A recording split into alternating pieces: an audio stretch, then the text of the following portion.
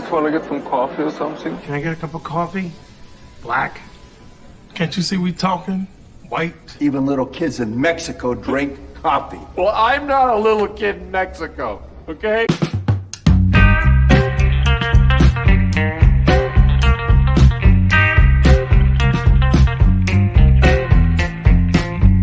That is the best coffee I've ever tasted. A damn fine cup of coffee. You want a cup of coffee? No coffee.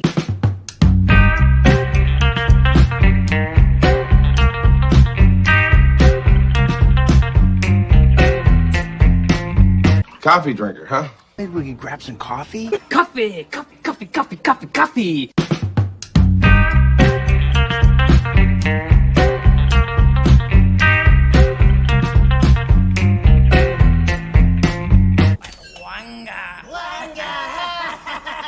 How you doing, fellas? Okay. That's not decaf, is it? Viennese cinnamon. Worst Monday ever. Fuck you guys. Good morning. I guess I should turn on that light so I don't look all silhouetted. There we go. Morning, everybody. Let's see. We got 6 people here watching right now. Oh my god! Oh my god! Yeah, I was joking for the show. I said apparently I'm not Scottish because I'm crap this morning. I had a funny moment. I'm gonna go and fuck shit. I don't care. I sat down for my morning constitutional, and outside my window, steer are going by, or I should say longhorn, not steer. Longhorn cattle are just wandering up the pasture. And men, when they pee, often fart. Okay? It's a fact. Would you know that? Because all men do it. And I was in the fucking army. What do you think I know it? Fucking standing at the urinals, people in the John, the train in the Navy.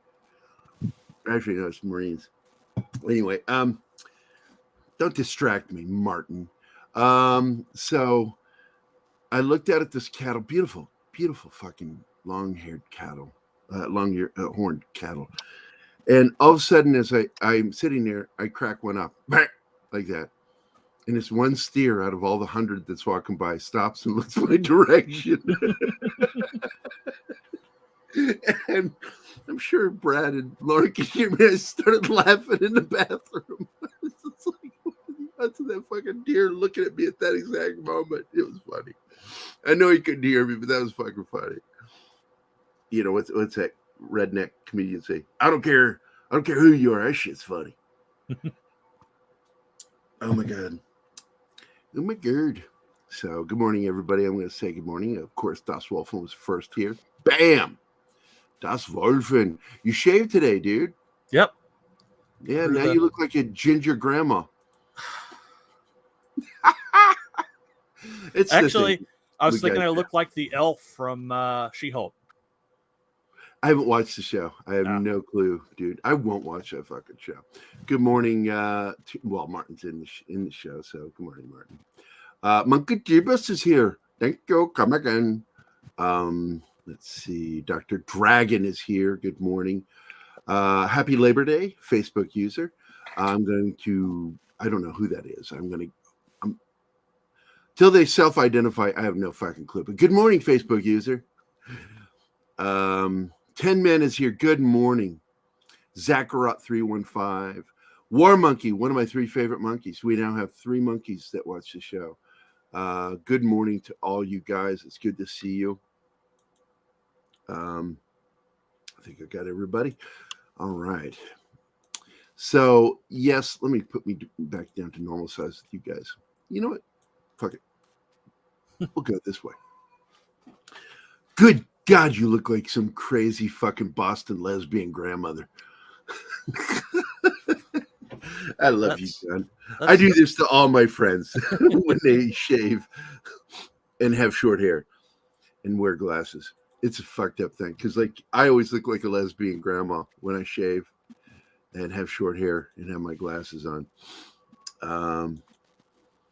Kind of like, I don't know. I look like I'm probably wearing Birkenstocks with khaki shorts. Maybe some Crocs. I don't know. Yeah. Well, I shaved it all off because I'm going to go out the beard for the winter. Ah. You're going to go for the full beard. Yep. Going for the full, well, not the Monty. No. But, man. So I'm feeling it crap today. But I did watch the new episode of Good Morning Anima. I have not even opened my personal. I woke up with 12 minutes to get to the show. I didn't want to wake up. I was fighting wake. Poor Lauren, my alarm kept going off, and she knocked on the door. Like, Gerry, I'm like, yeah, I'm actually kind of in and out. I'm awake right now. I'm awake. Then I fell back to sleep. Alarm kept going. I finally woke up with the very last alarm, and it was 12 minutes to the hour. I stayed up late last night. I got caught up on House of Dragons. I don't want to talk about that episode yet, even though I did kind of slip on Twitter saying what I thought. And I watched the new Rick and Morty, which is what today's show is about, because already, first episode, it's better than last season. It's like they forgot what the fuck they were doing last season. There was a lot of problems with it. You know, it was sort of like a fuck off season. They just were like not paying attention to anything. And don't get me wrong, I loved some of the comedy, but the fact is they lost the heart of the show, because despite everything, there's a heart to this show. They lost their heart last season. It just didn't seem to have any. Good morning, Keith. How are you doing, my friend? Hello, Keith. Oh, okay. For a second, you were making the sounds that somebody makes when they're being kidnapped. Struggling, wrestling with the kidnapper. So Monkey Jeebus says, I'm going to find a new place, but run up his electric bill and not pay him. He only has like 6,000 in savings. Little broke. Did I miss something? Oh, okay. yeah. Yes, I did. Okay. Tomorrow when he goes to work, I'm using the. Okay, I missed something else. Okay, let me go from the top. Yeah, start at the beginning. Look at it. My roommate locked me out of my room trying to extort $25 from me. I'm going to upload his personal information to 4chan. Oh my God, you don't fuck with Monkey Jeebus. Tomorrow when he goes to work, I'm using the key I found and shaving my ass with his razor. Oh my God. Wow. Don't fuck with Monkey Jeebus. Oh my God. I go to oh my God, I'm going to find a new place, but run up his electric bill and not pay him. He only has like 6,000 in savings, little broke bitch. Oh, I fucking love you, Monkey. I love you, dude. How poor are you? Look, dude, fuck you, man. I'm poor. I don't even have that in the bank.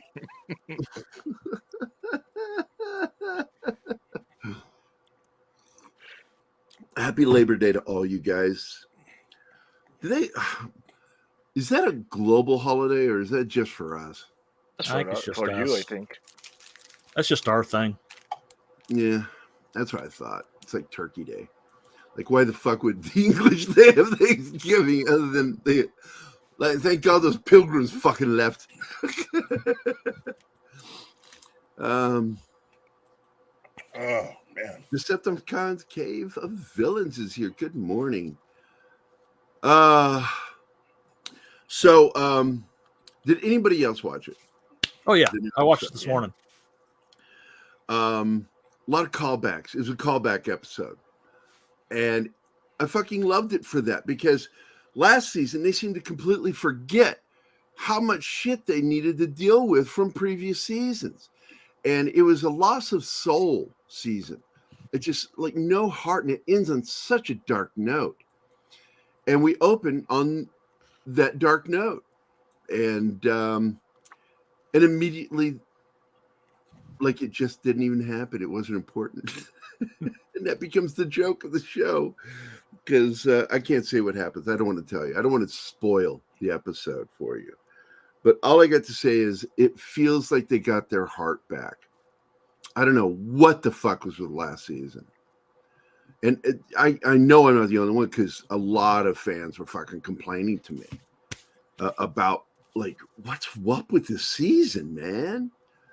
Yeah, everybody comes Joe Biden when they don't like something. Come on, man. And personally, I like to think that a lot of it had to do with who they were working with and what was happening at that company at the time. There was a lot of... Well, they were working with that asshole that moved on to Lower Decks when they made that season, as I recall. I don't think he's very good. I don't think he's not very good. That's the reason why he no longer works there. But I think the other thing is that you also have to look at... you were dealing with a company in transition at that point. You know, I think that when they started work on that particular season, you're jumping back almost 2 years. You know, so there was a lot of not cool stuff happening. And then you had the whole, I mean, for animation in general, you had shows like Venture Brothers go, well, looks like we're not coming back, and others. And it was just like, you know, you nothing solid at that point. And it didn't help that you were connected to a company that was facing an uncertain future when AT&T decided to turn to someone who didn't really have a lot of studio experience to be able to run everything eventually. So I think that had a lot to do with it.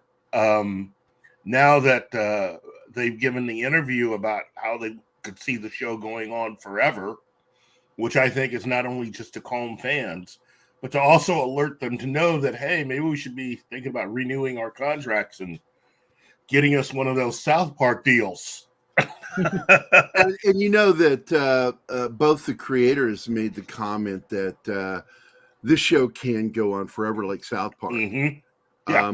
South Park will end when they fucking die and not even guaranteed then. Unless there's something ironclad in their contract, the people working with Trey and Matt could keep doing that show. Because Trey and Matt don't write everything. They work as a team. We've seen it when they do that 6 days to air. It's a team. And back then they had, you know, what's his name from Barry in Saturday Night Live. He was one of their writers in their writer's room, but I don't think he's doing it anymore. That dude's fucking gotten big with Barry. What a great fucking series. And man, did they go dark this season. Holy fucking shit. This is like the last season of Rick and Morty. This season of Barry. A lot of fans, even I had trouble with some of the plots. I was just like, the writing, I mean, the way they plotted it. Because I have no trouble with the story with Barry. But they really went off the reservation this season. Well, part of the reason why any show will do that is that you reach a point. It shakes things up. Well, but the other thing is money. Once you have carried so many people. By the way, that sounds delicious what you're eating. Thank you. Once you've carried so many people for so long, the money gets to be an issue. And so you have to figure out who you're going to have with you from that point on. And many times you're having to pare down your cast. So unless you can actually afford to continue to pay everyone, and in this case, pay them more over time, that's the reason why a lot of television shows try to stick with smaller cast, because you can keep that cast longer. So for a show like, say, Seinfeld, you know, your main cast, that's only 4 people. Other people can come and go, but your main cast is 4 people. Once you get to the size of a show like, say,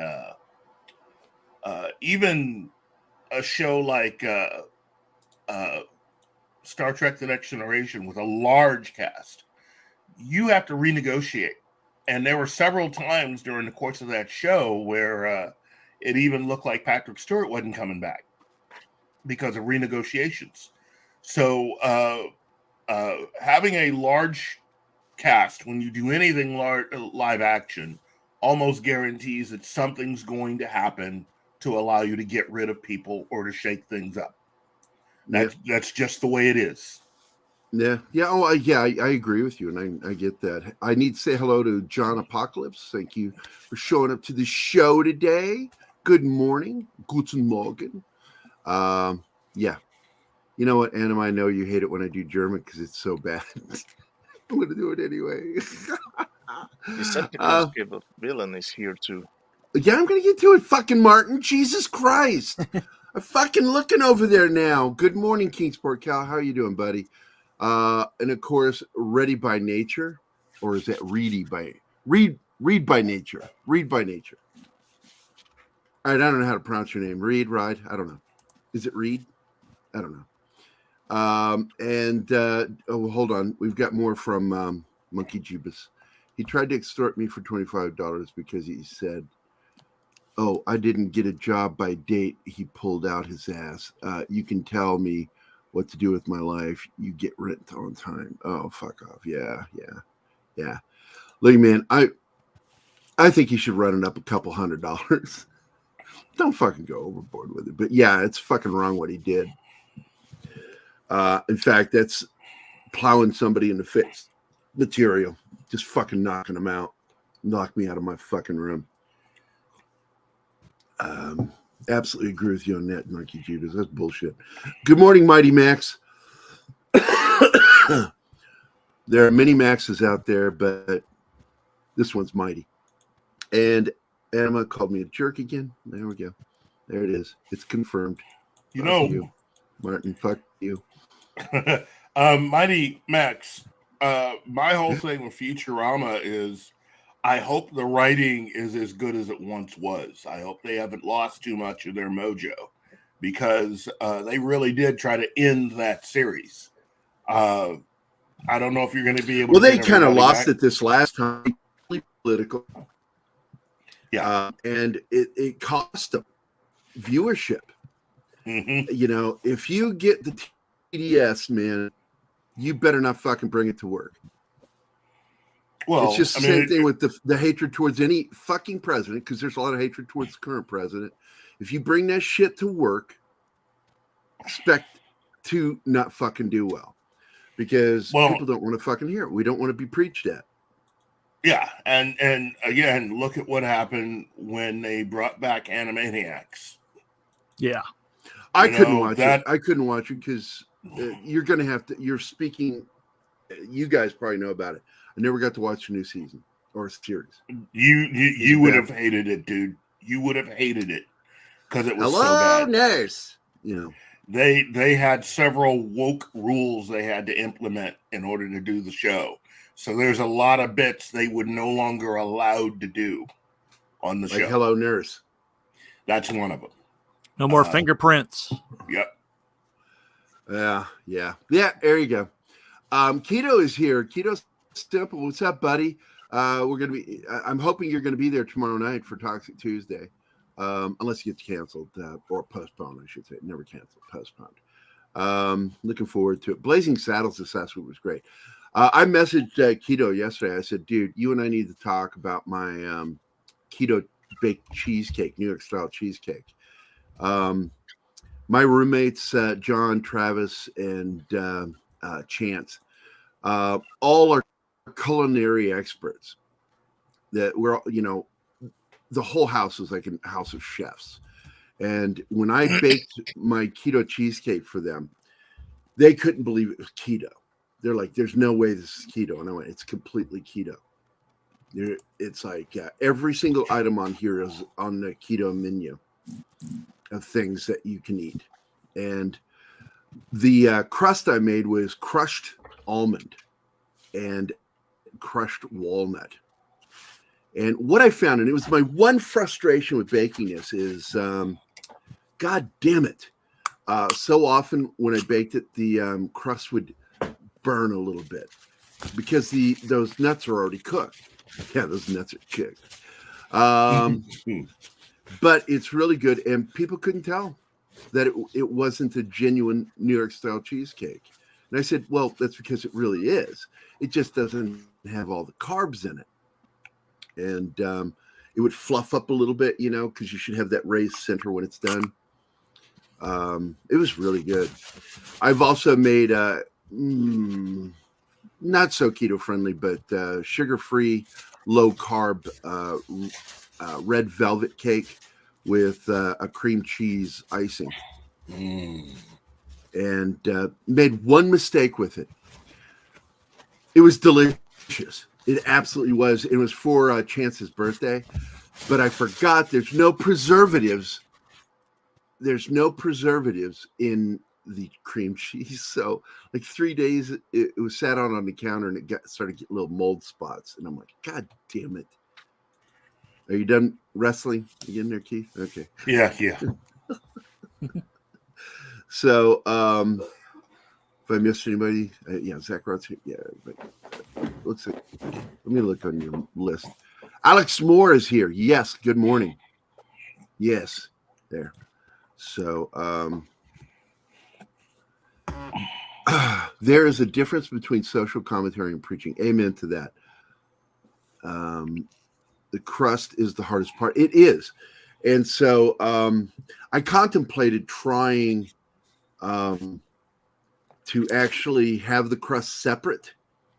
And when the cheesecake is done, lift the edges, put it in there, and set it down on there, slide the pan out, and lift the sides. I was going to try it that way, but the fact is it's still good. It's darker. It's almost black in parts, but it doesn't taste burned. It just it chars the nuts a little more than I want it to. But it is the hardest part. And I use a mixture of crushed almond and crushed walnuts. And I take, I just forgot what it's called. What is it called? Oh, we use it in the medical field for crushing pills. Mortar and pestle. Mortar and pestle. I use that when I'm crushing the walnuts. It can take a while. It took me like 40 minutes to do all of the walnuts and almonds. And because you want it to be as close to a powder. You don't want a powder, but you want it really close to it with like little tiny bits. That's because Keto's in here, War Monkey.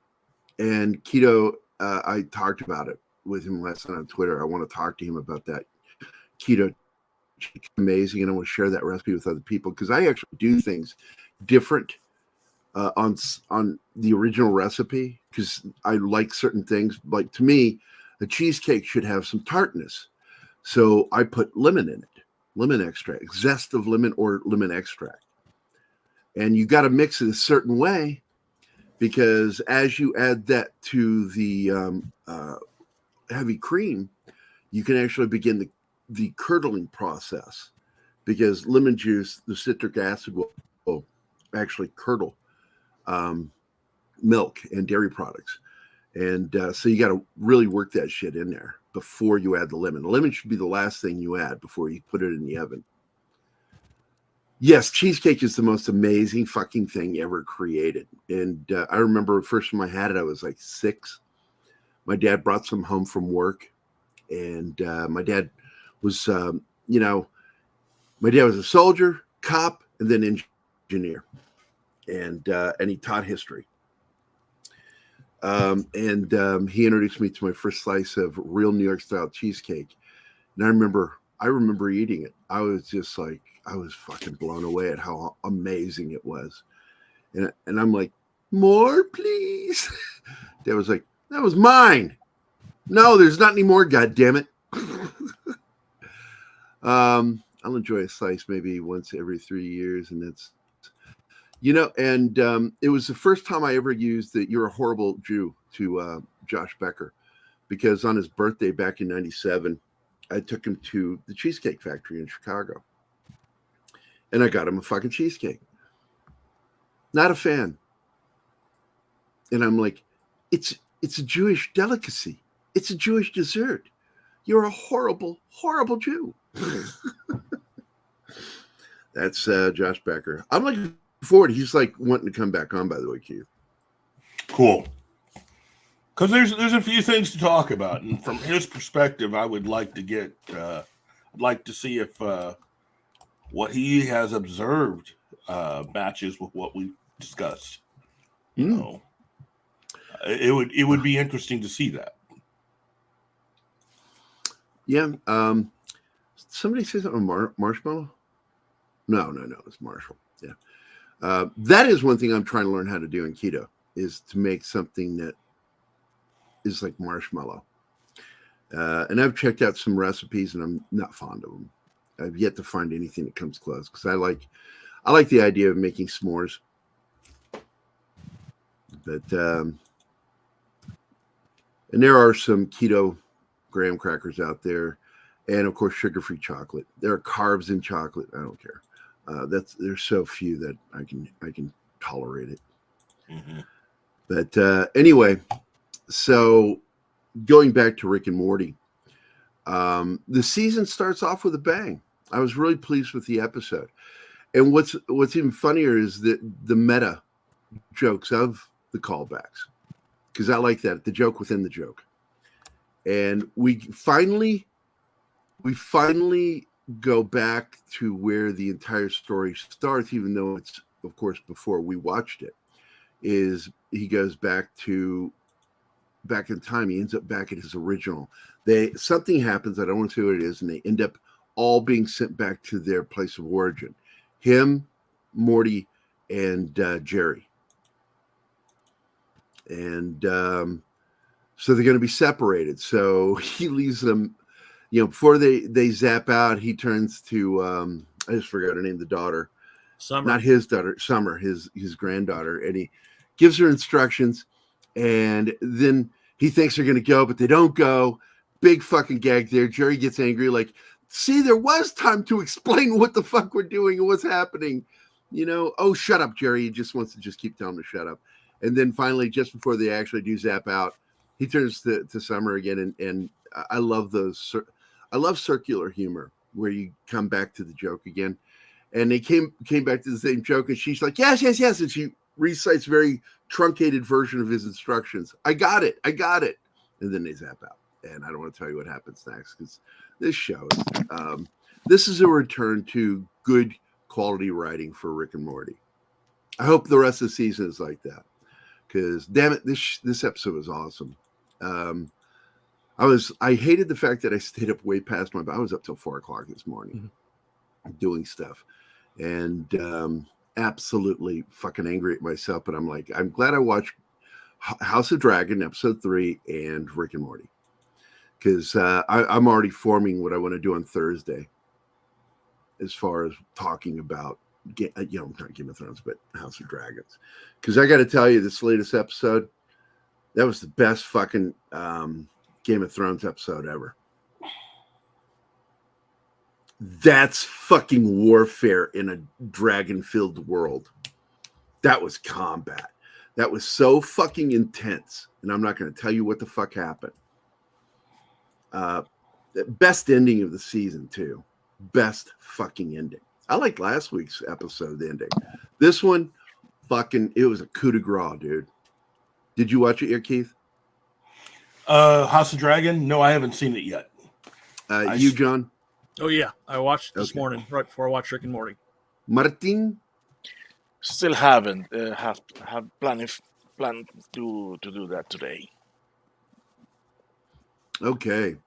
Well, I definitely say get down to it, because that'll be Thursday's show. I listened to everybody. They made jokes about, whatever, calling me like a totalitarian master. I'm like, no, I fucking listen to you guys. I do. And I heard 2 people say that they would love to do like a House of Dragons episode. And I'm like, Thursdays. And we'll just make Thursday House of Dragons Day. Bill Hader, yeah. Thanks for being like 20 minutes late on that joke. He probably went back. It's Stone Pie Media. Good morning, Stone Pie. Good morning, La Delita. Anybody else pop in? Is that it? We good? Yeah. Oh, it's also the 30th anniversary of Batman the Animated Series. Nobody cares. The best Batman, John, and whatever. the best Robin. Jesus Christ, let it go. I'm just messing with you. It's fucking great. I love that show. I mean, they gave us the new iteration of Harley Quinn, man, and it gave her a voice and really turned her into a character. Because Harley Quinn, as I recall, was before that in the comics, as I recall, right? Yeah, So yeah, she but was different. She was completely different. Well, for one thing, it wasn't 2 words; it was 1 word completely. So it was Harlequin, not Harley Quinn. Yeah. And she was the Joker's daughter, and she was a member. That of the was Teen it. Titans. Yes. It's so fucking good. She's such a great character, and I know that they've tried to, wokeify her character, and I'm like, no. What makes her amazingly interesting is the fact that she has a fucked up idea of what a good relationship is. Mm-hmm.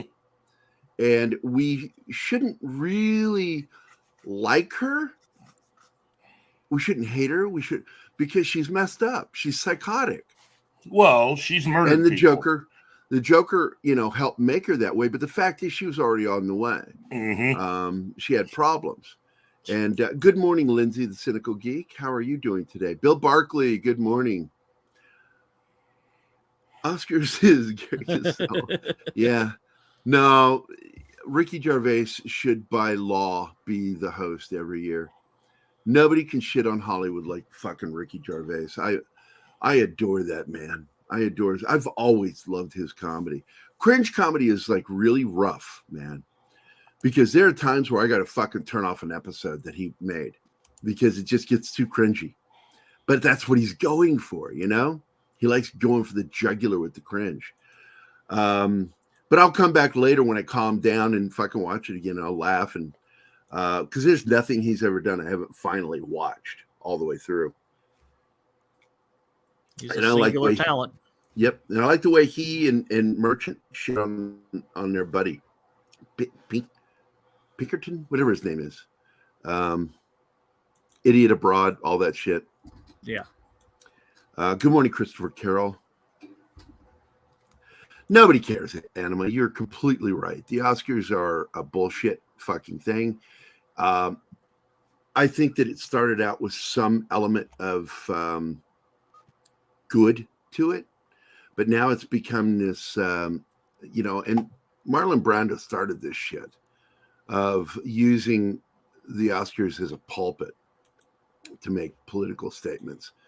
And Hollywood likes to think that it knows what it's fucking talking about. And it doesn't. It's so removed from reality so far that they're talking in a bubble. And they like that. They like hearing each other and their thoughts. And, oh, yes, you're so right. We need to do that publicly. And nobody, they used to have people going, no, publicists, managers. You know what? You really shouldn't do that. Now the publishing managers are all like them. And then you got crazy people in the audience. They fucking want to support them. And they think because they have this really small echo chamber of fans that that's going to fucking save their careers. And then careers tank and movies tank. 2016, ring a bell. And then all of a sudden, or as some people, all of the sudden, it's not that. It's all of a sudden. Everything's dead. All that shit you did. Everything backfires. Movie studios start hiring guys like David Zaslav. And what's his name over at Paramount's getting fucking sick of the shit too. What's his name again? I always forget his name. Keith. Brian Robbins. Brian Robbins, who used to be an actor.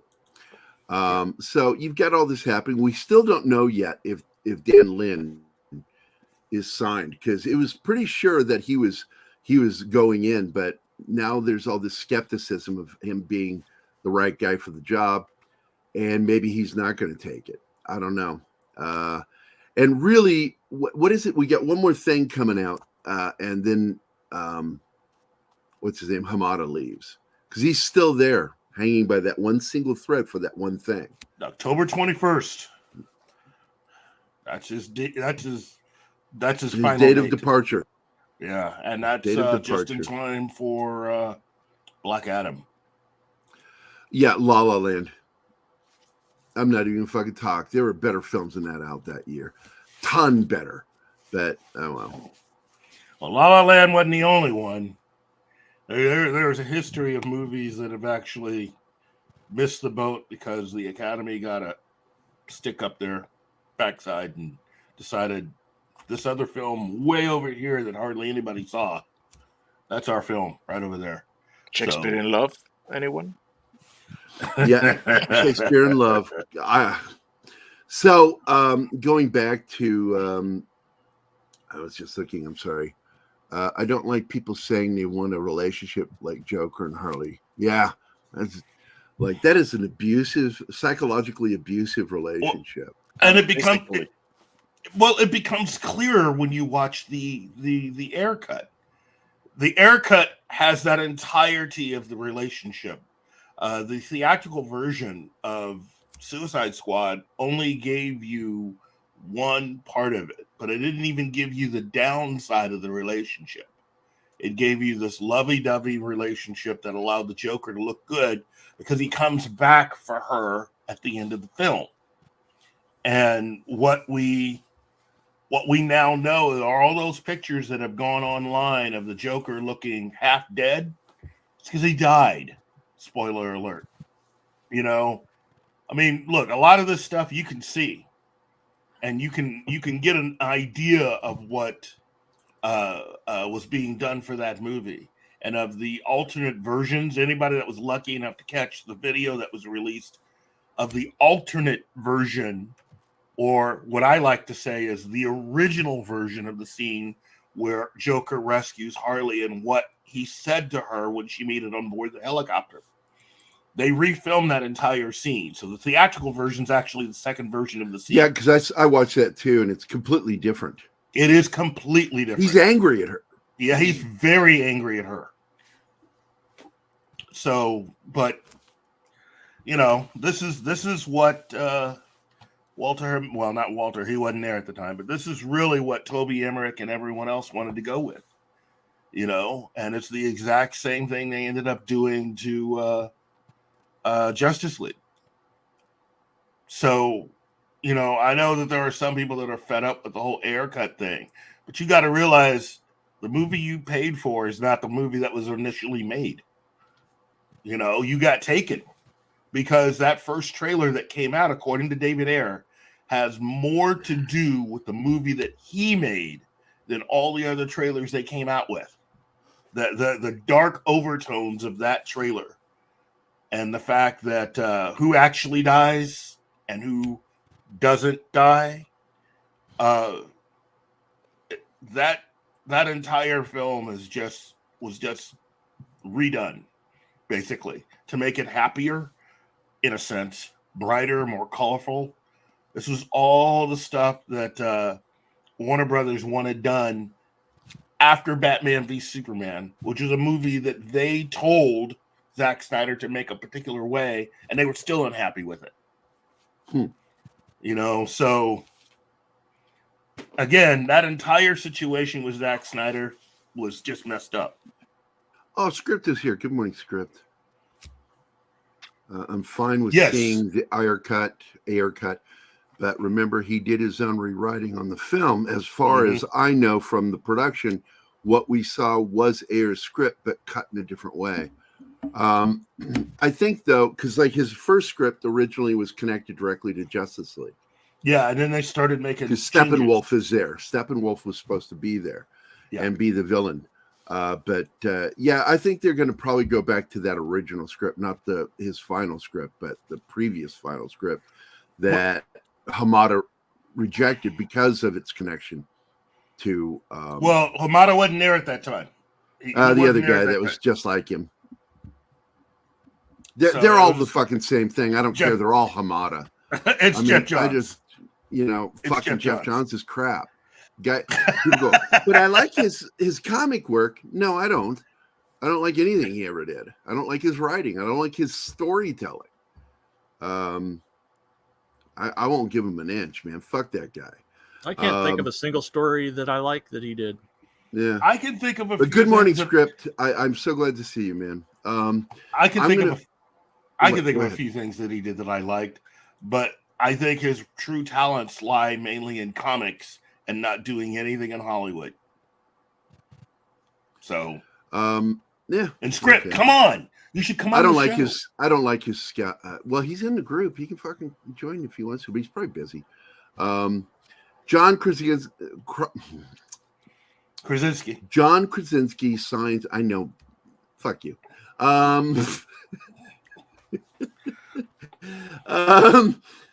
John Krasinski signs on for Fantastic Four report.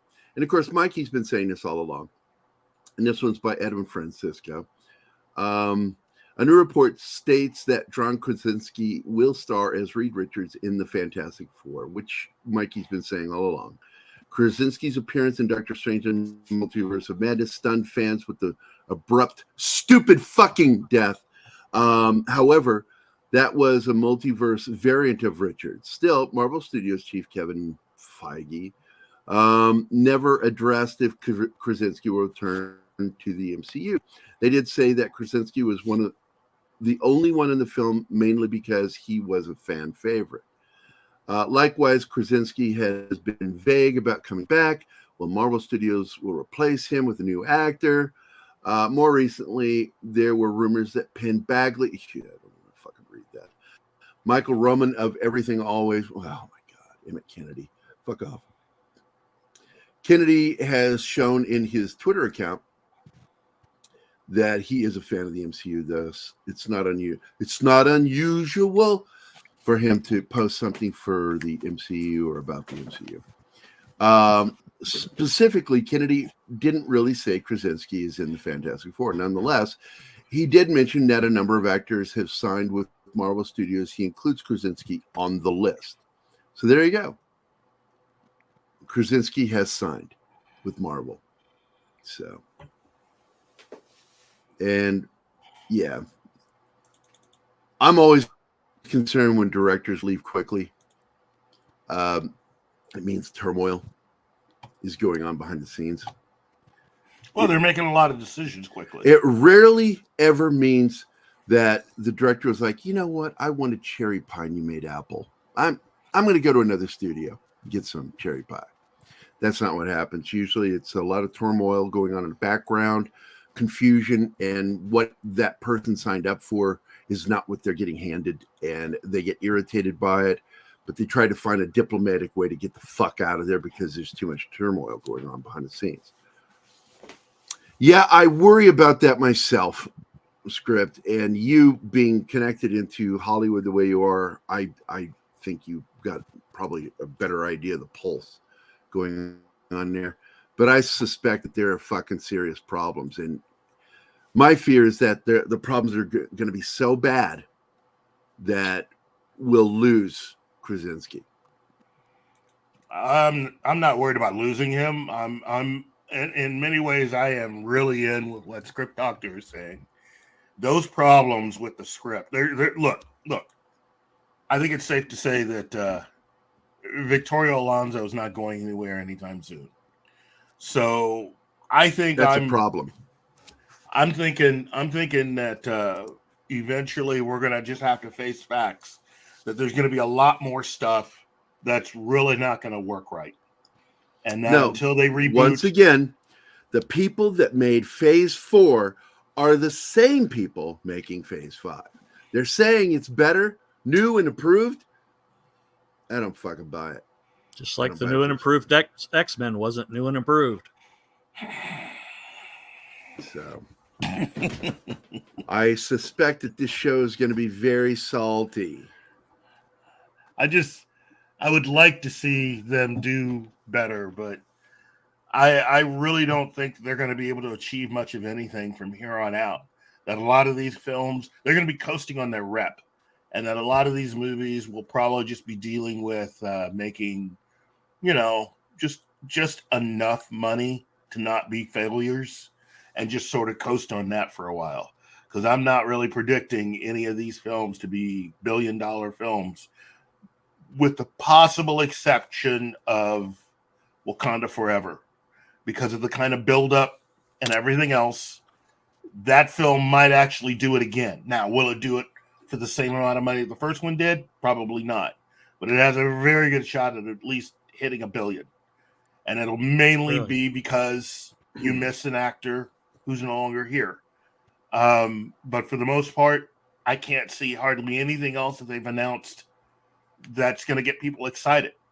You know, if they had made even half these announcements back before Endgame, a lot of us would have been excited. But given the direction they're going now and the things that they've done, no. Not even Guardians 3? Guardians 3 is always going to be good because it's James Gunn. And James Gunn is one of the few people that I think has been not so much left alone, but nobody really wants to mess with him at this point, given what happened. Look, Phase 4 partially died because Guardians 3 wasn't there. And look what they replaced it with. See, that's what they did, you know, when they were out of their minds worried, and they gave us Eternals. That's the mentality that they had. I mean, James Gunn could do it. We'll just leave this space for him. And when he's not there, it's like, oh, choose something, anything. You know, it's like dealing with a room full of people who have no idea what they're doing. And again, if there's anybody that still believes that they are actually all comic book fans, I got a bridge to sell you. Yeah. So I wanted to say good morning because Shinatsky is here. Shinatsky. And Shinatsky says that Dr. Doom is doomed. He says Dr. Doom will get outsmarted by Ironheart because got to show how easily women can beat bad guys. Yeah, I know. Show, you know, women, in order to show the strength of a woman, you got to show her doing things. And just making everything easy for them isn't doing that. It's almost like you're giving somebody a prop up that doesn't need a prop up, because a strong female character is actually easy to do. You just have them be challenged and meet the challenge. So, I mean, they had it with fucking Sigourney Weaver in 1979. They understood how to write a strong female character right there. They did it again with Terminator. They forget how to do that now. They just don't know how to write strong women. I would be very worried with Victoria Alonso leaving, because technically there's still a couple of job openings at various other places where she could go and do a lot of damage. You know, she's the kind of person that I could see worming her way into Paramount and being the person running Star Trek when they... I'm hoping he's smarter than that. Oh, Brian, we're not talking Brian Robbins, though. You know, we're talking, she would have to worm her way into something that she's not known for, which is television. Remember, CBS owns the whole thing with Star Trek. So they have to be the ones to decide who's going to be running it. Brian Robbins wants the ability to be able to make whatever Star Trek movies he wants to make. Right. But he doesn't have that right. CBS has to grant him that right. Right. So here we got Read by Nature. Blade is shaping up to be a cameo in his own movie. I don't know anything about this. You know what he's talking about? No, but that's becoming par for the course with the way they keep doing things. I guarantee you that a lot of the things they have, that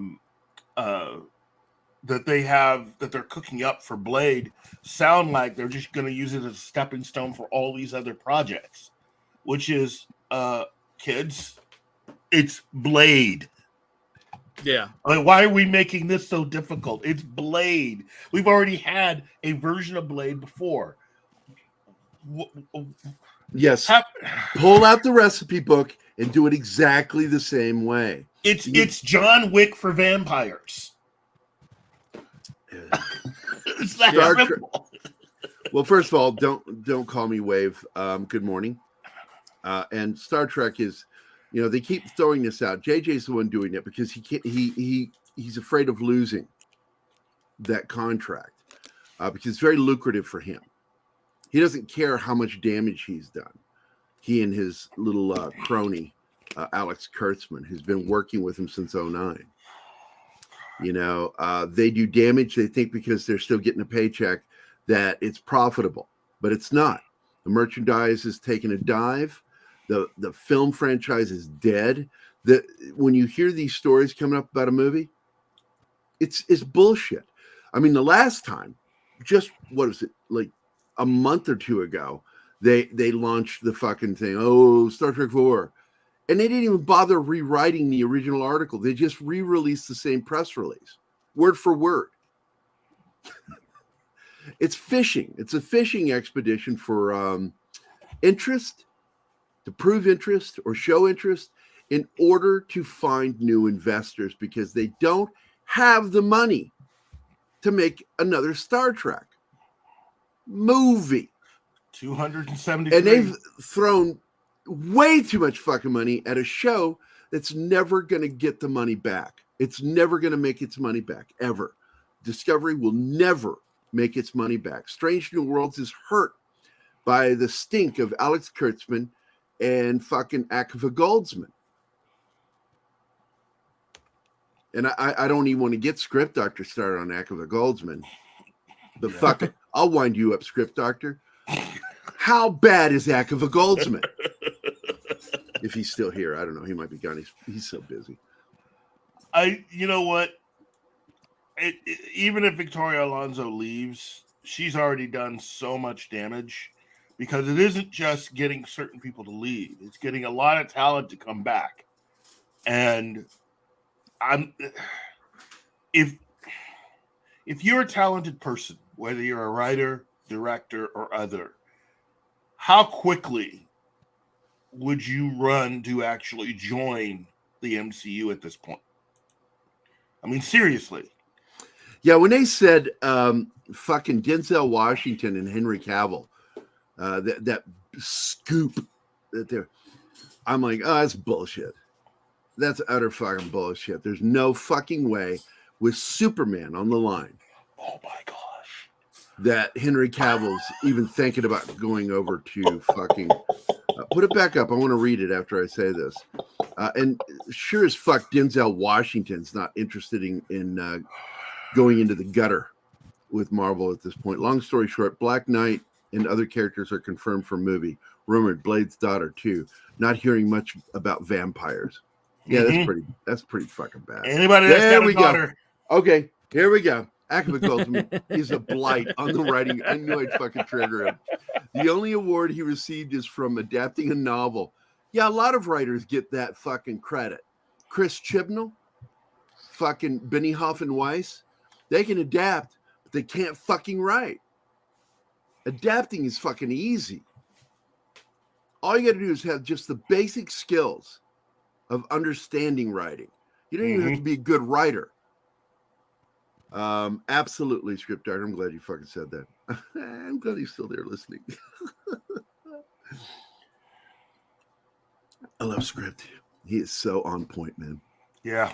I mean, it's a lot of this stuff is really going to take time to turn around, for one thing. I mean, look at the current way that everything looks right now with genre entertainment. You're talking now, if everybody were to announce that they're going through some major changes, you're looking at a good 2 to 3 years before we even get the beginnings of some of the all right ideas. And don't get me wrong, I liked The Cinderella Man, but it's a biopic. And it's hard to fuck up a biopic if you've got a good character. I saw Denzel. Yeah, Denzel would kill any superhero role. I just don't see him doing it. I mean, he is a fucking amazing actor. And he knows it. And he's very picky with what he does. He really is careful. You don't see him putting out crap. He is the elder statesman in Hollywood right now. He's the guy for the black community. Well, not just the black community. I mean, again, the movie Elvis found their star because of Denzel. That's right. He's the one who suggested him. Yeah, I was reading that, and I'm like, man, I'm not surprised because that kid's fucking on spot. Yeah, good. Yeah. I could not believe it. And when he was on, did you see him on what's his name, The Tonight Show? Oh, when he got interviewed, and he did the 3 different Elvis voices for him. Broke it down how why Elvis talked this way at this point, what impacted him here, and he started talking this way when he in the 60s. He did the 50s, 60s, and then he did the 70s version. It's spot on. I've never seen anybody fucking do that. They all do the same thing. Even Kurt Russell did one. He just did an impression of Elvis. I could be in a room with him. He could put his Oscar on a table to make a point, and I'd say that belongs to Sylvia Nasser. Oh, or Nasser, actually. No, it's one S, so it's Nasser. Yeah. So, yep, Script Doctor. That's why you are the bomb. You are the bomb diggity, yo, Script. And tell me I don't know script, man. I knew how to trigger his ass today with that. It's true, though. Yes, there is rumors, and I believe that rumor that there will be another Equalizer because the TV show is garbage. They didn't even bother teaching her how to fight and getting her in shape. Like, come on, man. There I am doing it again, Biden. Come on, man. Fuck. It's like she couldn't fight worth a shit. She did the disarming in the first episode. And I'm like, all that would have happened if somebody tried to do that to me, I would have just pulled the pistol back. Like, what are you doing? Stop that. Yeah. And then point the gun back at him. You want to try that again? Before I squeeze? The other thing is that I think the second movie did well. Oh, it did. It did very well. It didn't do as well as the first film. Yes. But it did well. But also the budget wasn't as high in the third film. You know, and I don't know what that is. And this is something you and I have talked about ad nauseum. Yeah. That Star Trek in particular had this weird fucking thing that each film made more than the previous film, but by the time you got to the next film, the budget dropped because the studio wanted the profit. They wanted that profit line. It isn't just the profits. It's like I was saying before with stars. The longer you kept them around, and if there's stars that have been doing it a while, they probably had it built in their contracts. They get a certain percentage. So with Star Trek, it was harder having these actors that you had for multiple films. The same thing's going to be true if they ever do a Star Trek 4 with the Kelvin cast, because you're going to have to spend $273 million just to get them to show up. That's not filming. That's not nothing. You got to pay everybody now. Absolutely. And by the way, if you want a fucking Kurt Russell team up, we need finally a fucking sequel to Cash and Cash. Yeah. I fucking love that movie. It's so fucking funny. You know, it's FUBAR. I mean, that movie brought that into the common lexicon that people fucking found out what FUBAR meant. It's fucked up beyond all recognition. Hey, Christopher. Old military slang. Hey, Good morning, Chris. How you doing, man? I'm doing good. I've been dropping in and out. Are we still talking about crushing Gary's nuts?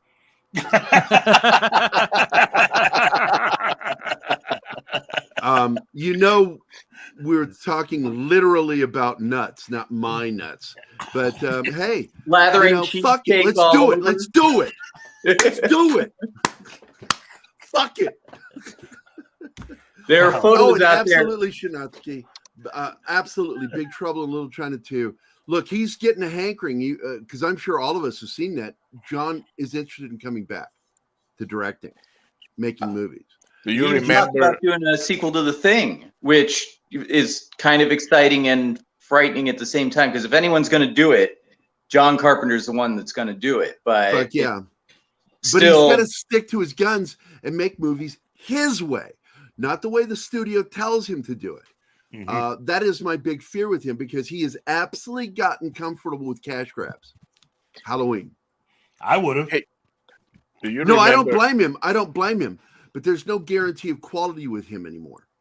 Well, he said in when they asked how do you feel about the Halloween sequels, he's like, well, every time they make a sequel, I hold out my hand and a check appears in it, and it's that's pretty much the extent of his opinion on it now. Yeah. And his last big studio movie that I hated that fucking movie. One of my friends, I unfriended him when they said it. Oh man, it's just been a while. You need to go back and watch Ghosts of Mars, man.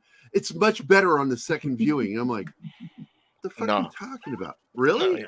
He goes, No, yeah, totally. Totally. No. I went back and watched it.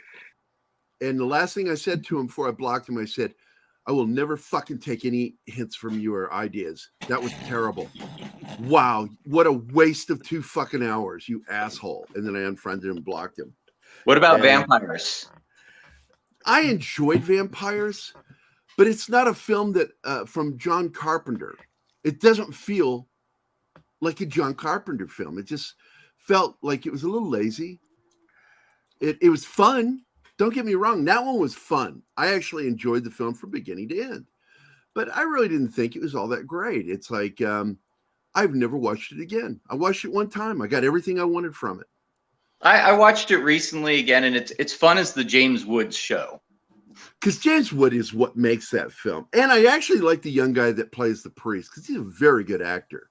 Yeah, and they had some chemistry. They really did. And I felt like they should have been together more in the film. Because John Carpenter writes really good buddy films. He really does. And I got to tell you, though, that the entire film was all about that fucking last line. Sporting some mahogany.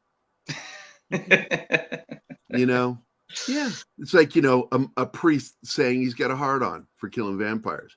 I thought that was funny, but it's like that was the buildup for that one thing. And I thought, look, it's true. The greatest example you have of how to tell a story is a joke. You should know that, Chris. It is the greatest example of how to tell a joke. I mean, a story is a joke because a joke has to be told in a specific order for it to be funny, right? John Lasseter did a TED Talk where he opened with a joke that, and then kind of that was like the whole point of his TED Talk. Did he do it? Okay, I'm going to have to go watch that because I've been saying this for years. Keith needs to go. Second. Oh, Keith, you got to go? All right, buddy, go do your black guy stuff. I'll see you later, to see you, buddy. I'll read the links you sent. Yeah, I think it was John Lasseter. I can't remember, but it was one of those what do you call it? Backpackers, like American backpacker in Europe jokes. That I don't want to. Should I tell the joke or should I leave it to you guys?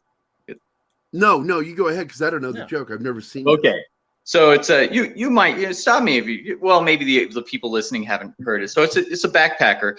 He comes into a bar after it's night. The bar's pretty much empty except for the bartender, and he asks for a pint. And the bartender looks at him and he's like, "You traveler here?" He's like, "Yeah." He's like, "Let me tell you about this place. You see that pier out there? I built that pier. I drove the pylons in with my bare hands and laid the planks. And now there's a pier out there. But do they call me McGregor the Pier Builder? No." And then he goes, "See the wall out there? Wall going along the garden to the bar?" Like, "Yeah." He's like, "I built that stone by stone with my bare hands. But do they call me McGregor the Wall Builder? No. You see this very bar we're in? I laid the foundation, built up the frame, put on the roof, but do they call me McGregor the Bar Builder? No. But you fuck one goat." They call you a goat fucker. I told a variation of that because, I was playing a video game and one of my friends called me a name. And I just slowly built into it. I said, I've done portraits of movie stars, politicians. I've done movie posters. I have drawn award-winning comic books. And every single military book that I did a cover for won a military writers award. Every single one of them. I suck one cock, and what do you call me? It's the same joke. Yeah, but you're right. I mean, it's with storytelling, it's a setup and everything. I've had this problem working with people as a screenwriter. They'll go like, "Hey, can we? They're looking for an element as a way to introduce some concept." And I'll give you an example. I was working on a short film, and they wanted to introduce geocaching as a way of people discovering what the MacGuffin is of this. So they and for those of you who don't know what a MacGuffin is, it is the false thing in the narrative that you are paying most attention to, which really isn't important in the end. Yeah, it's the thing that just everybody's the bomb under the table, the briefcase in Pulp Fiction. It was the briefcase with whatever was in it that was a MacGuffin. With the Raiders of the Lost Ark, it was the Ark. It's the thing that everybody's after. It's but anyway, geocaching is essentially this hobby that people had for a while. I don't know if they still do it, where they like have clues for you to go find things that have been left in real life using your GPS. They'll give coordinates and you'll go find it, and then you may leave something of your own or take what, or you may leave it for the next person to find, whatever. But they wanted to use geocaching as a way for the characters to find this MacGuffin. And so I wrote a short film script, and I worked geocaching into essentially the entire story. The way that they found the MacGuffin is also used to solve the problem at the end of the short film. And they're like, I don't think we should use geocaching at the end. I think that's kind of doesn't work. I just wanted to use it to find it. I was like, look, you can't introduce a concept and then not pay it off. And that's what joke telling is. There's nothing in a joke that you say that doesn't lead to the punchline. You don't go off into how McGregor, decided to take a break in his story and walk off and use the bathroom, and then the guy pet a cat. And then, that's just exactly the same thing. And this is something that modern storytellers don't understand, because everything is just whatever's on their mind. I mean, with Marvel Comics at the moment, your boy Zach with Comics Matter, he keeps pointing out that everything with the comics they write is just, food time. We're going to eat this meal. This looks delicious. Let's have a conversation over coffee. It's like, it's just meandering bull, because I won't even call them hacks, because hacks at least have some inkling of writing a story. These are people who have no idea what a story is, who happen to find themselves in the job of doing it. And if you see things like Doctor Strange and the Multiverse of Madness, it's like, the stories are like that. And by the way, before I came in, you were talking about Henry Cavill, like, no way he's going to work for Disney. I would say not that he's going to go to Marvel right now. There's no chance of it because of his focus on DC right now. Well, not only that, he's working on. I mean, deciding to work for Disney used to be a dream come true for anybody who wanted to make it in any form of entertainment. Now it's essentially like walking off a cliff. That Disney's going to, if you cross them in any way or make any kind of mistake, Gina Carano, the prime example, they will throw you under the bus, and not just throw you under the bus, but make sure you are destroyed for as long as they can keep on you. I mean, even Gina Carano, who is her Twitter was just deleted, and the rumor is she did it herself. But still, people are like going after her, going like, "Oh, you went from being on the Mandalorian to working on Daily Wire and PragerU movies," which, in my opinion, because I'm an independent guy, is actually a step up. So they're bagging on her for things that I think are good for her. But again, if Disney came to me and said, make a movie for us, I'd be like, no way. Because there's no amount of money in the world that's going to make it worth it if you decide to destroy me. And, and this is certainly not going to be paying me that amount. So why would anybody want to leave anything that's a sure thing or established to go work for any form of Disney, Marvel, Lucasfilm? It's this, they're crazy. They're going to destroy you. Anyway, rant over. Well, I do want to do one thing, state that I find it funny with the filmmakers, because I have a lot of filmmaker friends. You're one of them. Don't know how to fucking do landscape with your fucking handheld camera. Jesus Christ, dude. Does it work that way? You rotate it and look at that. Fucking, you're a film director. Jesus Christ. I just want to come over there and just throw confetti at you and do my best. Always forgot that guy's name that would like show. Does this involve rubbing cheesecake on your nuts? No, but I would love to do that. That would feel so good. Anyway, Mighty Orbots, good morning. Baked Bean is here. Good morning. The Tomb of Dracula is here. And I just saw Penny, and Penny just dropped in. Good morning, Penny. Woo, just dropped out of warp. Good use of Star Trek nerdery. Good morning to you, young lady. But I really kind of, what is this? Oh, thank you, Shinatsky. Thank you. And welcome to the panel, Shinatsky. People talking, God damn it. I got to go back and fucking find that. People talking shit, don't understand the industry is a business and job. Yeah, it's show business. It's show business. So anyway, I started a couple of things here. Let's see. Mighty Orbop's a McMuffin. And I saw some other people playing variants off the McMuffin. There's no business unless you've got show to sell, though. Just going to say that. Yeah. It's like what was told to me by my writing instructor. He said, do you want to know what kind of story to tell? Imagine you're next to your dad on his deathbed. What if he wanted a story from you? What story would you tell him, knowing it's probably going to be the last thing he ever hears? As dark and morose as that seems, that's really a good way of thinking. You know, don't waste people's time telling them dumb, stupid stories. Even when you do a comedy, make it worth that fucking laugh. It might be the last laugh that person has. Make it worth their fucking time. And so whenever I write a story and I begin forming the story, I think, is this going to be interesting to me? If I were on my deathbed, would I want to fucking read or watch or see this? And every single thing I've ever written is that. I always feel that it's worthwhile because there's a point to it. And again, structure is so important. Storytelling, good storytelling.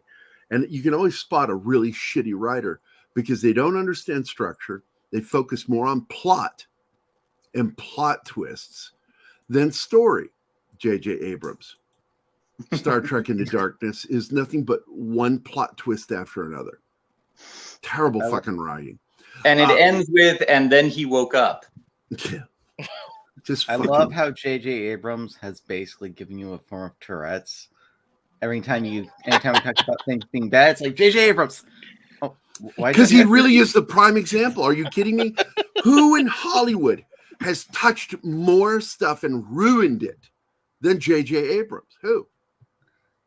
You can say Aqua Goldman's crap, but he hasn't touched as much stuff as J.J. has.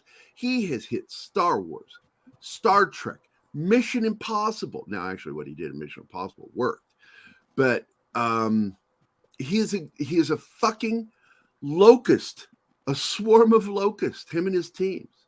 It's weird because he does know how to do it right. His early career shows that. So you know, it's like Neil Gaiman's early career as a writer shows he used to know how to write, and then he turned into a hack as soon as he started getting famous. Sorry, Sandman fans, but you know. Yeah, I'm not interested in this show. Look, I said it at the time. What was done with Constantine with Hellblazer, it was great. When Sandman, the new comic, came out, I was not impressed. I wasn't, honestly. I'm just like, I wasn't even impressed with Alan Moore's Swamp Thing. I think that Bernie Wrightson's Swamp Thing was better, story-wise. I think they forgot the key, and this is what kind of entraps some people because, you know, if you're getting those big checks, it's really hard to remember. By the way, stories have endings, and once they're ended, they're done.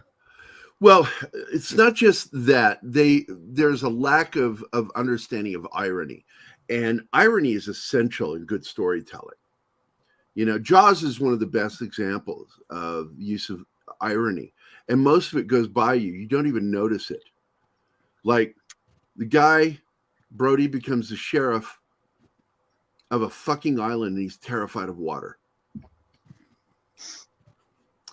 A guy who has hunted and killed all his life survives one of the greatest shark attacks in military history on military personnel. Fucking is eaten by the thing he's hunting. That's irony.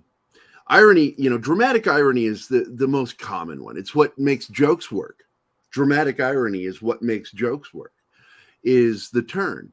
That is where you set this thing up with an expectation for it to go here, this spot here, and instead you go here. You go right through it, and that's what makes the person go, "Oh shit," and laugh at a joke. Well, and it's the same thing in filmmaking and storytelling. It's the same thing. What's that, Shinatsky? To go into a classical tragedy example, that there's a huge bunch of irony in Oedipus Rex. He thinks, oh, I'm going to discover the guy who's responsible for this murder of a person I think is my father. Joke's on you. You've been screwing your mother, and you already killed your father. That's I think that's both those are good examples. And thinking about it, when I break down on one of my favorite movies, Aliens, you're right, Gary. It's the irony of she starts out as a character telling everyone, "Don't go there. It's not worth it. You'll die." I'm not going to go there. I'll die. And then by the end of the movie, they're telling her, "Don't go in there," and she's going, "This little girl's the only thing that's worth it, and I don't care if I die." So yeah, that's a good point. I bet if it's the turn. And you can have them. There's some great moments. I have a literal joke for the ending of one of my chapters, and it's a joke that I've actually worked. Normally you have to have two people to tell this joke correctly. It's called the bricklayer joke. And the first person starts telling a joke, and it's the bricklayer joke, and they're supposed to forget the punchline and go, "Oh shit, I forgot what I was doing." And then the second person involved goes, "Jesus Christ, you don't even know how to tell a joke. Let me tell you a joke." And then they start telling another joke that seems completely different, totally offset from what that first joke was. And then when you get to the end of that joke and you say, "And guess what was this?" And everybody wants to go for the obvious thing that's in that joke. But no, the punchline to the joke is what happened in the first joke. Yeah, that sounds good. And I do that. And what's funny in my script is when the guy does the joke, he looks at the guy and the guy says, "Well, it was this." And he goes, "No." And he blows his brains out and then tells the punchline. A little dark. It's dark. No, yeah. Dude, Vindicated is very fucking dark. It's very fucking dark. It's also my love song to military veterans. And some of the best people I knew that understood irony were guys I served with. They fucking were like, just really like, man, this is crazy. And the insanity of what you see in the military is almost always ironic. There's so much irony in the military. It's ridiculous. The statement of hurry up and wait. You got to get to point B. Got to be there in 10 minutes. 5 hours later after you got there, finally, the other guys that told you to rush show up. That's irony. That's visual effects too. Yeah, and my writing instructor, who is Josh Becker, by the way, I've known him long enough that he changed the way I wrote. And he's an amazing writer. Bruce Campbell just gave a quote. He says, "You'll never see a writer like Josh Becker again," because even though I think that he's weak in some of his direction, mostly because I think he picks really bad DPs on his films. I always hate the lighting in his films. I'm like, God damn it, that entire scene, the background was overlit, and it really messes up what's going on in the foreground. And he will turn right around. And the nicest thing that Josh Becker ever said to me when he read some of my books, my graphic novels, he says, "God damn it, you really are a good director. But I don't like actors, so I do graphic novels and comics because fucking actors annoy me." I mean, if you've ever dealt with them, there's nothing more fucking pretentious than somebody who really takes what they do seriously. Nothing. I hate artists that do it, and that's where my buddy Drew, he quoted me once. He said, "Most artists forget that we're only one step away from doing embroidered toilet paper." Yeah. That's how important what you're doing is. And you should stop fucking thinking what you're doing is important.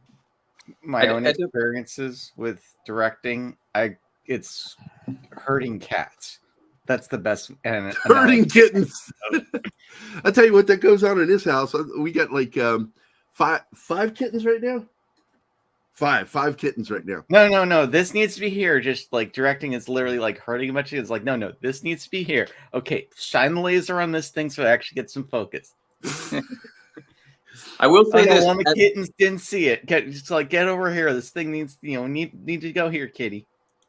This is why I keep bringing back the actors that I work well with, because if you do get a good group of actors, I know some good actors. I agree with you there. Once you meet them, but too often, I had an editor I worked with in film when I was making films, short films. I was getting so frustrated. And there's a photo of him and me with Bruce Campbell and Josh Becker. All of us are sitting together. And every time I see that photo, I just want to fucking go back in time and punch him right in his fucking junk. because the guy was a heroin junkie in college, film school. And fuck, man, he was late to everything. And I would get so frustrated with him. And I learned something, thanks to Josh and Bruce both, that when you're making a film, own a van. Everybody goes to set with you. You pick everybody up. Nobody leaves. Nobody's late until, like they're there when you want them there, and they don't get to leave until you leave and take them home. And hopefully by the end of the movie, Stockholm Syndrome has kicked in. That they don't want to fucking quit on you. And one thing I've always made sure of, and the last film I worked on, they'll tell you, and I wasn't even the director on that. I was the executive producer on it. Two of them, both of them, Fatty and with Monkey Box. I made sure everybody was fed well. Craft services, man. Always make sure there's good food for them to eat. And it's like an army. An army, travels on its stomach. The happier your soldiers are, well fed they are, it's all tied in. Happy and well fed. You can have a mutiny on your set if you try and just order pizza for everybody. That's nope. Yeah, that's. Hey, I wanted to say something, kind of calling back to Alan Moore and Swamp Thing, because you brought that back, and I actually think that's the beginning of when we saw all of our beloved franchises take a dump, because Alan Moore was very successful with, spoiler alert, the fact that he destroyed Swamp Thing and then reinvented him, which was the job that he was going to do. But then, and I think he did a good job with it. If it's not everyone's taste, I understand, but he did a good job with it, and that was the assignment from Len Wein. But then people like David Fincher saw that, and they went like, oh, I'm going to destroy what happened in Aliens, and I'm going to create Alien 3, and it's going to be better. Well, no, it wasn't better. It was terrible. But then everybody started doing that, and that's, I think what that's led to Rian Johnson, with The Last Jedi and Terminator Dark Fate. Like, it's the same thing over and over again. These people kill the past. Jesus. Yeah. People who think that they somehow can do it better, even though they haven't earned it in any way. I mean, David Fincher had, done music videos and that sort of thing, but I've worked with people who have worked with David Fincher, and in my humble opinion, the guy just seems like a contemptuous, smug, nihilistic, a-hole who thinks that the best way to act like he's the smartest person in the room is to just like act like everything doesn't matter. Yes, and by the way, Alan Moore, I love Alan Moore, and the great thing about Alan Moore, just looking at the things in the chat, Alan Moore cares about this stuff. I mean, he may be a deconstructionist, he may be a contrarian, we may not agree with every decision he makes or his opinion on everything. And by the way, if you haven't been called a fascist and misogynist by Alan Moore, what are you even doing with your life? Well, that's okay, because I'll probably never meet him, but I've said two things about him. I would never fucking work with him ever, because he dictates. He's a dictator when it comes to his comics. And the artist should be allowed to work as the director, really. Take the screenwriter's script and do his thing. But no, a single page of, seriously, this is true. A single comic page, when Alan Moore writes it, is close to 8 pages long.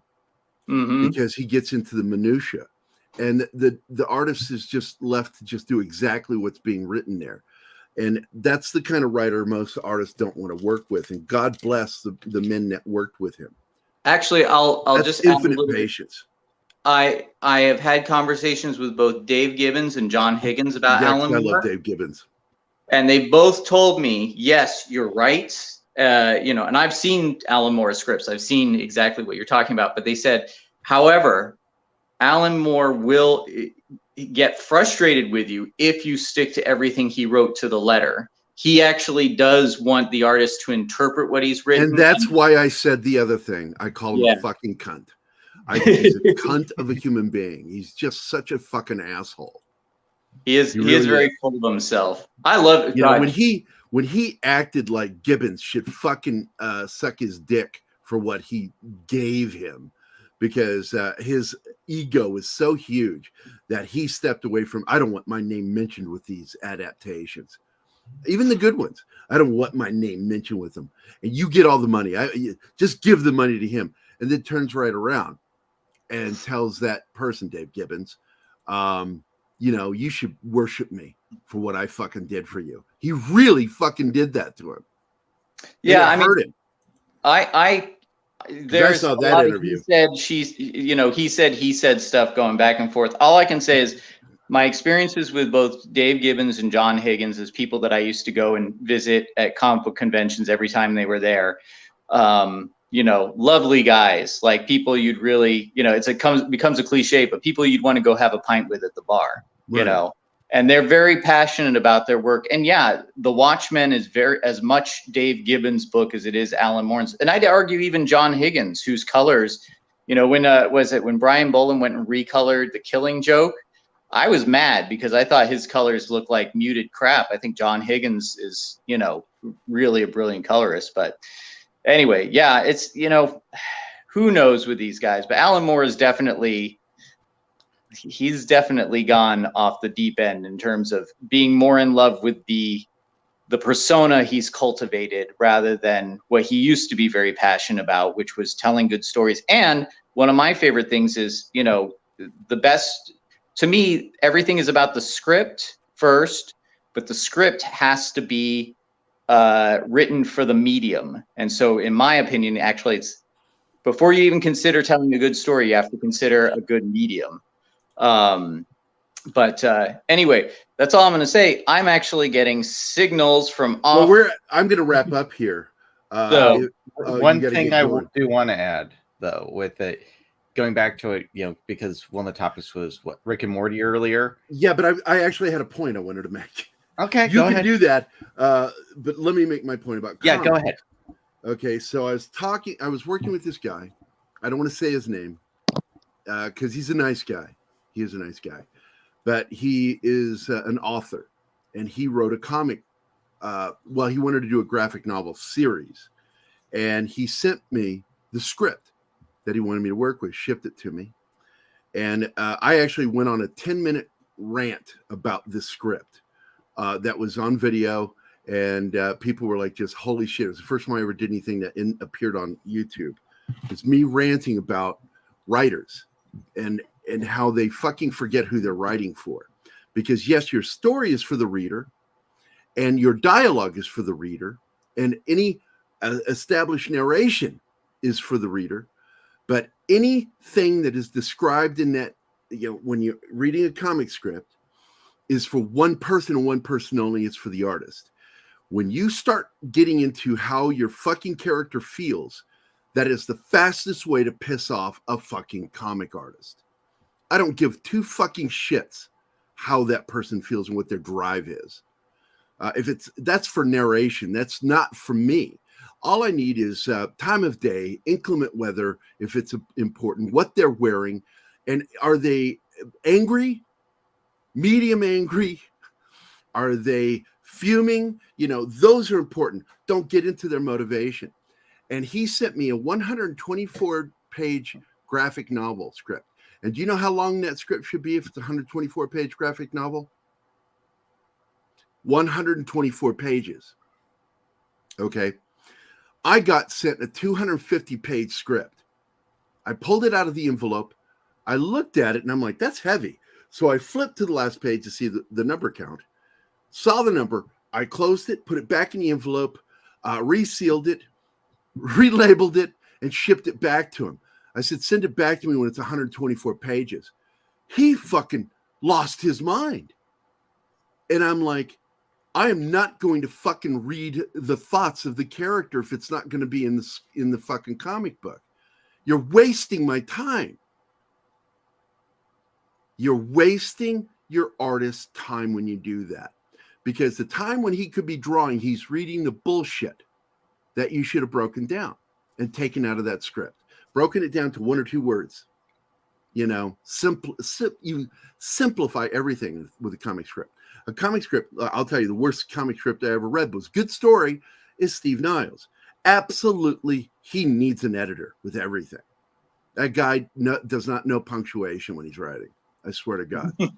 I've seen his scripts because I worked with him. He's one of the first jobs I ever had. Was working with Steve Niles. I love him. We get along really well. Someone with learning disabilities, I can't fault anybody for bad punctuation or spelling. So yeah, well, I got to tell you, because even I do that. I actually throw punctuation in where it doesn't belong because I was always taught that in writing, anytime you pause, there should be a comma.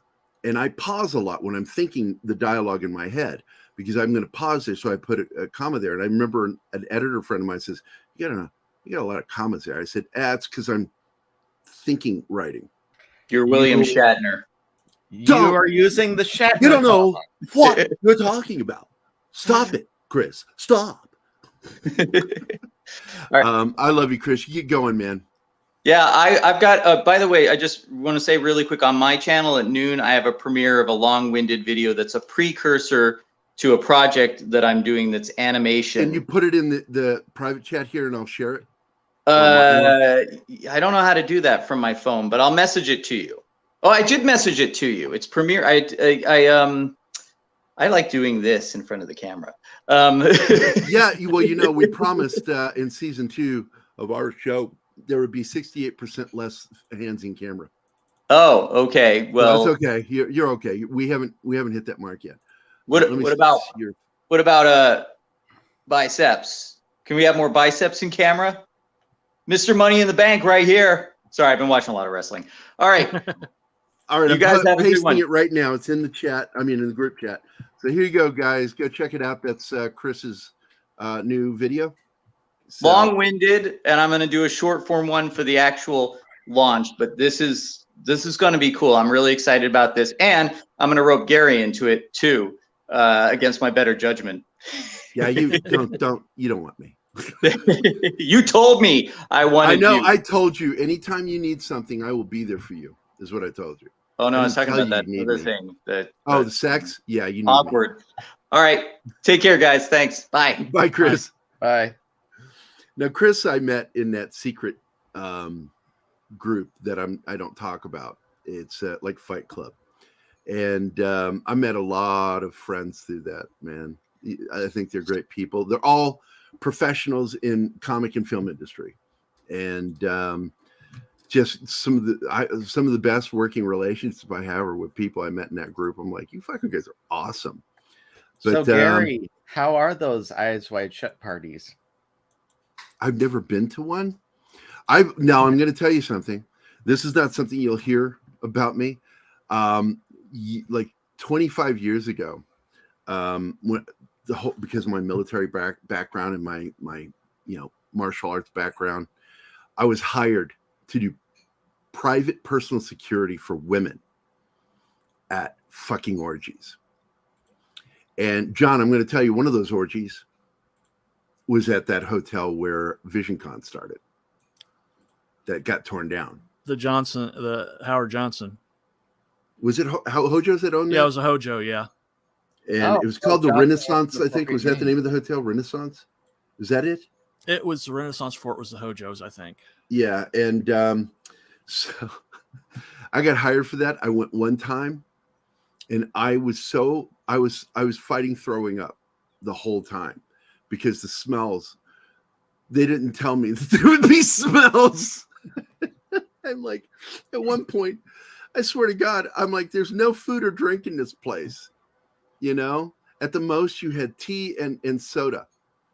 And I suddenly smelled coffee grounds. I'm like, where the fuck is that coming from? It just like grossed me out.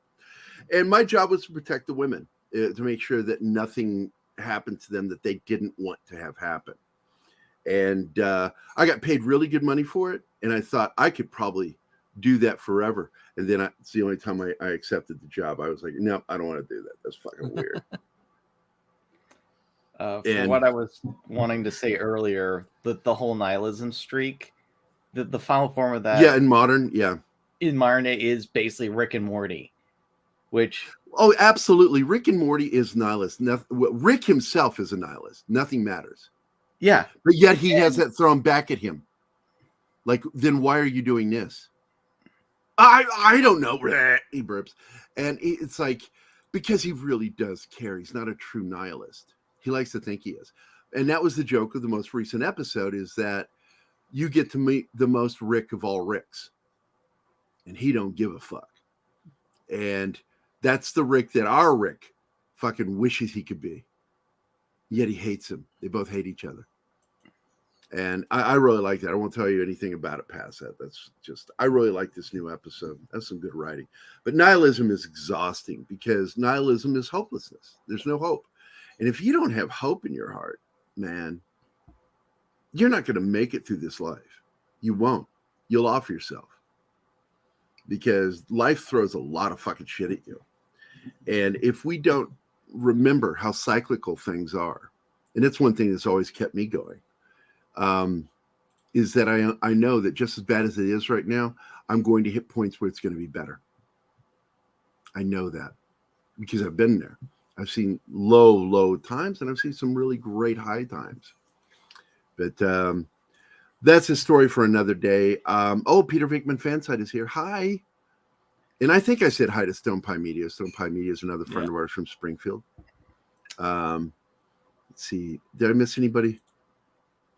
Yes. Nope, I get it. Peter I think I just said hello to them. Oh. I just said hello to them. So and I saw you posted it. Thank you very much for doing that. I do think the nihilism streak goes hand in hand with the whole subversion streak, and it's just basically, as soon as we're done with one, we'll be done with the other. It's just that final read that's going on. I welcome it all going away, because I can't stand like the last 20 years. Ever since like 9/11, it's like people in the streak of like the world feels like it's frozen in place, like culturally. Like we haven't really moved. We've gotten older. Our technology is advanced. But ourselves, like things don't feel any different. They feel stuck. I'm sorry. I just got fucking slammed with Monkey Jeebus again. Read it.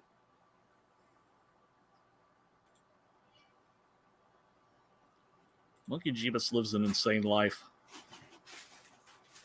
I don't believe that's true. I just think that he's just being funny. At least I'm hoping so, because that would really fucking suck, dude. Find out that. Penny, I don't think it would be up your alley to watch it. I got to be honest. I don't think Rick and Morty is the in your wheelhouse for the kinds of things you'd be entertained by. It's crass, and it's the humor's dark. It's like one of our streams, basically. Not every stream, no. That's the thing. See, we have some uplifting streams. We have some very uplifting, even though we're critical, very uplifting stuff, like how to tell a story properly. If you look at it in a positive light, telling you how not to write is telling you how to write. So I don't think this is totally negative, but I know I do get dark because I'm a dark dude. I tell people all the time, I'm dark. Season 3 of Rick and You look Morty pretty white to me. where I gave up on the show, because I'm just like, you're never it's the whole thing of like, he's never actually going to change. They're acting like, he actually finally actually acknowledged that he cares. No, they're just gonna dick you around.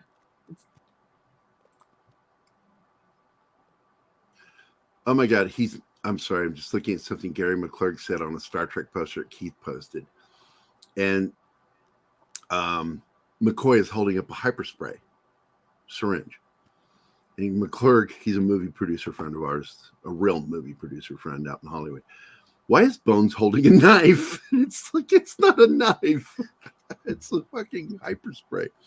Stone Pie Media says it has less monkey porn than this show. Yes. I have so many monkeys on here, it could be considered monkey porn. Well, there's a reason we touched the monkey. Don't you know you got to touch the monkey? Hey. Anyway, I want to thank the panel. I'm going to go through them real quick here.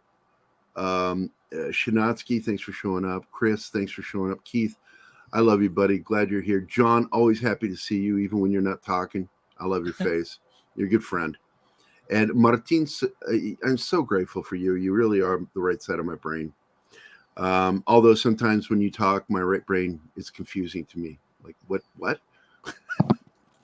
King's Portal. That's why I sort of brought up 9/11, because it's been 22 years and it doesn't feel like things have changed that much outside of some of our tech, but culturally, what was the culture of the 2000s? Just oh my God, Jesus Christ, Monkey! Oh my fucking God! Really? And you weren't suspicious she would give you $100. Nothing weird about that. But no, you're right. It's been long enough to where we should have seen a better change in what we've got. Instead, we've seen more division in this country. And it's a problem. And I blame Bush partly because he didn't put us in a war footing. And we should have been in a war footing. Everybody go about your lives. Nothing to see here. Go shop. Go I understand you want the economy to survive, because the only way our country survives is on a healthy economy. Look what's happening now. It's an unhealthy economy. And it's going to get worse because people are turning a blind eye to what's going on. They're pretending it's better than what it is. And you can't fucking lie and get people behind you saying that when they know it's shit, you tell them, no, that's gold. That's not shit. That's gold. No, it's not gold. It's shit. So, well, that's because the media constantly talks about how good the economy is, and it's not. Look, they haven't even talked about it. They've never mentioned it, that the housing market crashed in St. Louis. No, but nothing's selling. No, and it's spreading, and we're getting it all over the place. And I'm really surprised that real estate magazines and business magazines aren't talking about this. And it concerns me that they're not talking about that it's crashing, and that it has crashed in some places already. It terrifies the shit out of me. It really does. Well, good morning, Dennis. How you doing, man?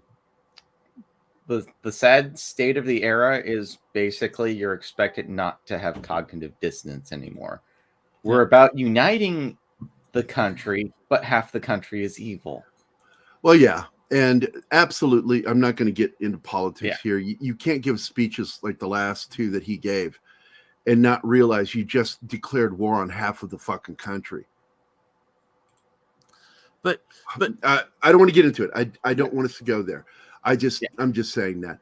I need to thank the chat, because we need to go, man. I've let this go 12 minutes longer than I wanted to.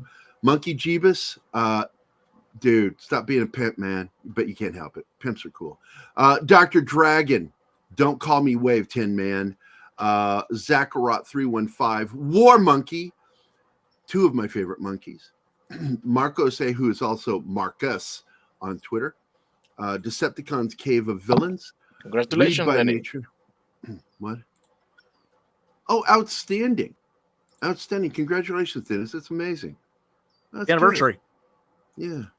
Yeah. Happy anniversary. Happy anniversary. Happy anniversary. Happy anniversary. Happy anniversary. Happy anniversary. Happy anniversary. It's an ongoing song. Never stops. Yeah. Flintstones, man. Best fucking happy anniversary clip ever. I always paste it into people's pages with their anniversaries. Read by Nature, John Apocalypse, Mighty Max, Keto Simple. I will be talking to him later about that cheesecake, and I would like to do a video on the recipe to teach people how to make it. Alex Moore. I was about to read I Have to Leave at 11. Don't Buy Media. Bill Barkley. Lindsay, the Cynical Geek, Christopher Carroll, Script Doctor, very good friend, Shanatsky, Mighty Orbots, Baked Bean. Again, I almost read somebody's note. Get another note. Come on. The Tomb of Dracula.